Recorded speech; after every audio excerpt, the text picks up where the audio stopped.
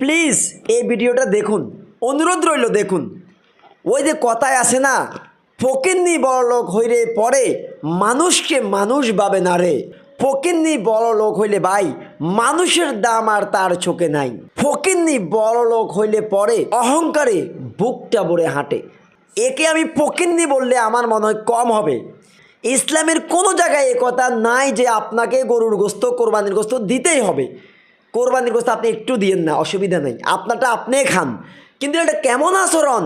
একটা মানুষ, এতগুলো মানুষকে সে দোতলা থেকে ওই মালিকের অর্ডারে এইভাবে গরুর গোস্ত, বড়শির যেরকম আমরা আদার মারি, আদার পুকুরে আমরা আদার মারি, ঠিক এরকম আদারের মতো এইভাবে মানুষকে এরকম তাচ্ছিল্য করে গরুর গোস্ত দোতলা থেকে ফেলা হচ্ছে। এই দৃশ্য সত্যিকারে যে মানুষ দেখেছে তার হৃদয় কেঁপে উঠেছে। হ্যাঁ, যেহেতু কোরবানি করেছেন, দিতে ওলামাই কেরাম বলেছেন 3 ভাগ করেন, 1 ভাগ আপনি খান আর 2 ভাগ বিলাইয়া দেন। কিন্তু তার মানে এটা না যে আপনি দিতেই হবে, আর দিতে হবে যেহেতু আপনি দিয়েছেন বড় মন, তাই বলে এভাবে দিবেন।